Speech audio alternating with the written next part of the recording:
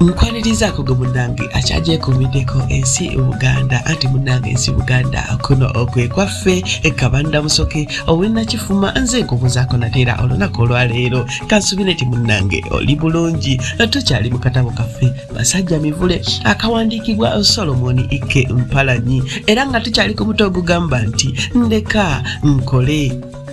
Munnange ku mulundi guli twaleka Mivule asonyiddwa ng'awonye ekkomera ng'omulamuzi amuyimbudde amutadde ali butaala. Kati ndo twagala tumanye byakkirawa naye era nnyongera okukujjukiza nti ekitundu kino kye tukola olunaku olwaleero kye kisembayo mu katabo kaffe kano Basajja Mivule tuula kalira nate era mbikutuuseeko anti munnange ensi Buganda kuno kwe kwaffe. Mivule essanyu katali mutte era yagenda okutuuka eka ng'akasaati ke yalimu katotobadde konna entuuyo. Bwe yatuuka eka yasanga mukyala Muteeweta afumba kyamisana naye olwalaba kwe yali agenze okuwoza ng'akomyewo n'abugaana essanyu. Amangu ago kwe kumukulisaayo n'okumuyozaayoza nti ssebo kulikayo nnyo omulamuzi takusibye Katonda nga w'amaanyi. Mukanyinimu okwogera ebyo nga Mivule alinga kasiru okuggyako mpozi okunyenya omutwe nga tewali kirala kyonna kyakola naye oluvannyuma ng'atudde wansi ku kiwempe mu ddiiro yeesangudde n'entuuyo n'alyoka abuulira omukazi ebintu byonna ebyamuliko mu kkooti e Kampala. Mivule yakulungutana yagendako mu buliri otulo ne tumubula eyo n'avaayo emmere bwe yatuuka yalyako obutole bubale n'emulema naye oluvannyuma bwe yaddayo mu buliri kwe kukwatibwa otulo ne yeebakira ddala okutuusa munne lwe yakomawo ye yamugolokosa. Ekiro ekyo Mivule ne Muteeweta katono obudde babukeese nga bateesa. Mivule yagamba munne nti yali takyasobola kuddayo kuvuga mmotoka ngendo mpanvu n'ategeeza munne nti waakiri yali ajja kuva ku by'okuvuga mmotoka addeyo e Bugerere alabirire emirimu gye. Ku nkomerero baasalawo Mivule n'adda mu kamotoka akatono Muteeweta ke yali akozesa atwalenga abantu abeetaaga obumotoka obutono obutatwala mu bitundu ebyokumpi mu Kampala n'emiriraano. Ye Muteeweta n'adda mu Zefa era n'adda ku luguudo lw'e Bugerere ye lwe yakazaako eya Wabinoga olw'okufunangako ensimbi ennyingi.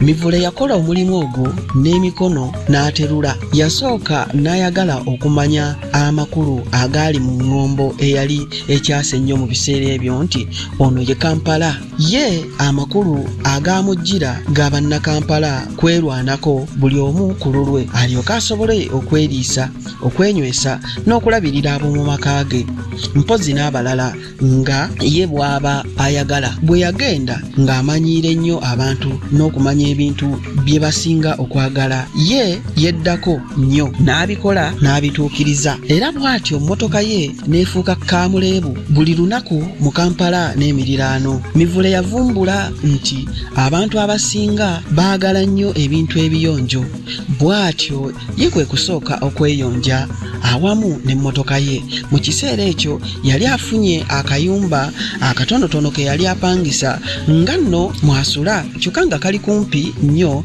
n'ewa mukwano gwe Muteeweta.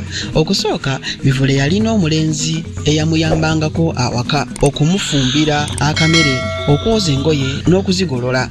Omulenzi oli emirimu egyo naye yali agimanyi anti Mivule yayambalanga buli lunaku n'akirako omuntu agenda ku mbaga engatto ye ng'etembagana butemaganye eti okusolayo akatambaala ke akeeru mu nsawo ng'okutukula omuzira gudda ku bbali. Mwana mulenzi yagenda n'akola eky'ekitalo n'addira mmotoka n'agissaamu laadiyo. Nkugambye yakamala bukamazi ye kyaziranga kulaba muntu ayagala buyambi nga yamutuuseeko dda ng'amulaga mangu mmotoka eriko waya ya laadiyo. Mivule yatuuka mu bifo by'omu Kampala enfunda nnyingi naye ekifo ky'emulago n'ekyenamirembe Lubaga n'ensambya ebyo yabyekaliriza nnyo. Mivule emmotoka eyo yamufunyisa ensimbi nnyingi era oluvannyuma ne bateesa ne munne mmotoka eyo n'agigulira ddala ku nsimbi ze yali aterese mu bbanka. Omuvubuka yalabirira nnyo mmotoka ye era waayitawo ekiseera kitono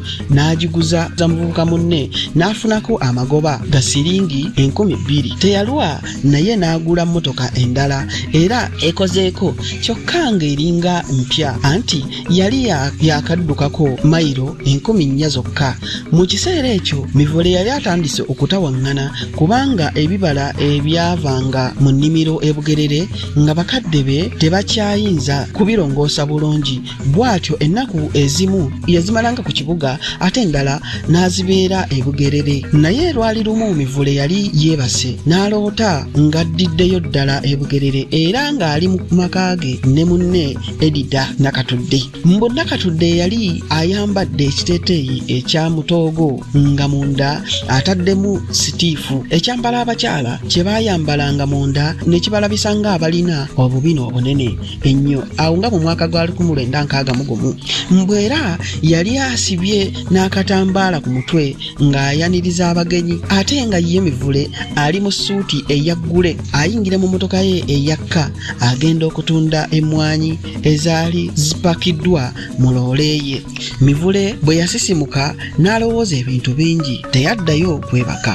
Obudde bwali busaasaana buti ne yeebuuza nti ekirooto kino kitegeeza ki? Lwaki kitugasse wamu ne Edida? Era bino byonna ebirala ebikibaddemu ddala birimu makulu ki? Bwe yamala okusiriikiriramu okumala akaseera n'asalawo nti yali asaanidde okudda e Bugerere yeegatte ne Nakatudde baligguule ettaka. Mivule bwe yali asiibula mu mikwano gye omwami n'omukyala Muteeweta yabagamba bw'ati: mikwano gyange nzizeeyo e Bugerere naye ebbanga lyonna lye ndimala nga nkyali mulamu n'abajjukiranga era n'abatenderezanga olw'ebirungi munkoledde. Ngenda e Bugerere nkola amaka naye si gange nzekka wabula gajja kuba gaffe ffenna nammwe mmwe nange. Awo Muteeweta kwe kumuddamu nti munywanyi wange Mivule, bw'oyogedde bw'otyo onzijukiza ebintu bingi naye kye mmaze okulaba ffe abasajja ddala tuli nkuba za mbogo ezejja zokka mu bunnya.